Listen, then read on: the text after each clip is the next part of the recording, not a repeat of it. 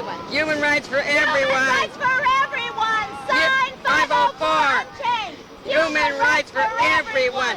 Sign 504 unchanged. Words appear. What makes people demand change? Human rights for everyone. Sign 504. What made the 504 protesters decide they would be patient no more? For everyone.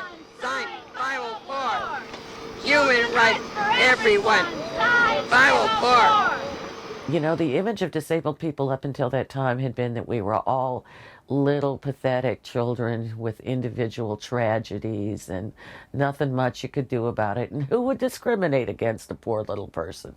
Well, none of that was true. And it was our chance to show that we were adults and that we could act in a political way. In front of the building, there were just a lot of people. And I think Judy Heumann and somebody else was talking about the 504 regulations.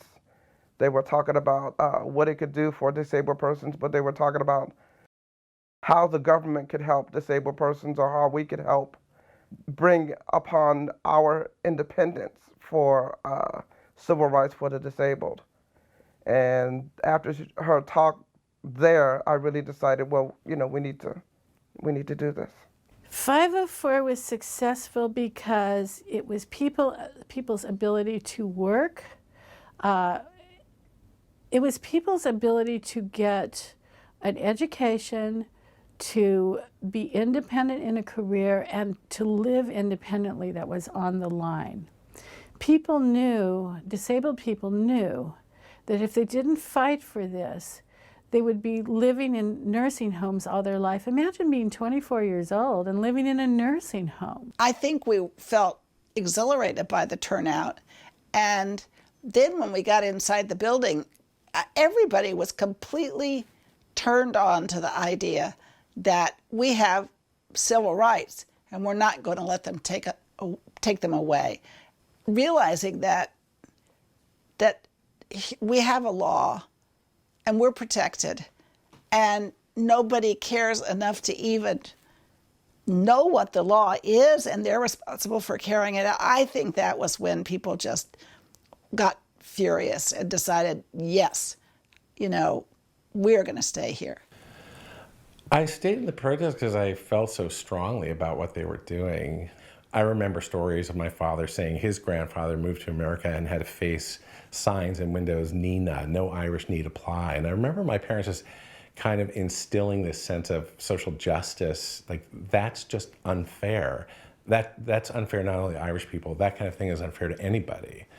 So I think I grew up with that kind of orientation. And then as a person who was coming out and grappling with my own sexuality, you know, that it was something that was important to me personally. I don't think it was ever voiced or we raised our hands or anything like that, but each of us made a commitment that we were going to be in there forever.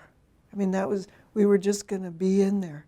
And if we starved in there, that's what was going to happen. If we got sick in there, we'd get sick in there. If whatever was going to happen, we were just going to be in there until this thing got resolved. I was like most of the people at the sit-in, nothing special.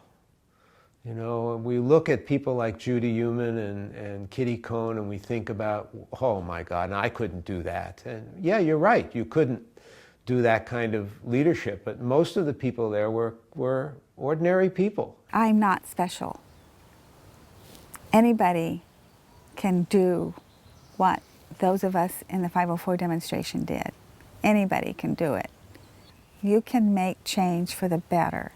I have absolute faith that a generation will come forward, and it will be a generation of young people who will come forward and seize this situation by the throat and take the next big step, if not the ultimate step, in transforming and revolutionizing these societies, this society particularly, so that no one is hungry and no one is oppressed. First, my mom said, don't do it. My little boy said, stay. My counsel said, stay. Help all the people. We want our civil rights. Sign 504. What issues today make you patient no more? 504. We want our civil rights. Turn to those around you and share. We want our civil rights. 504. We Want our civil rights. Sign 504. Words appear in order of appearance. Bonnie Regina, 504 protester. Dennis Billups, 504 protester. Debbie Armstrong, 504 protester. Kitty Cohn, 504 protest organizer. Joe Quinn, ASL interpreter and 504 protester. Kathy Cranmer, Swami Sudananda, 504 protester. Herb Levine, 504 protester. HolLynn D'Lil, 504 protester. Elaine Brown, chairman of the Black Panther Party in 1977. Bill Johnson, 504 protester.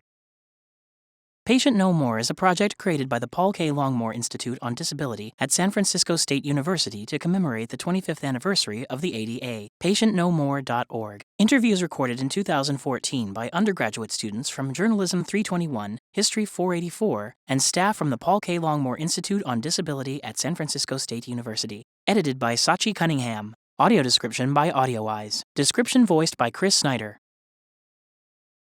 Copyright Paul K. Longmore Institute on Disability at San Francisco State University, 2015.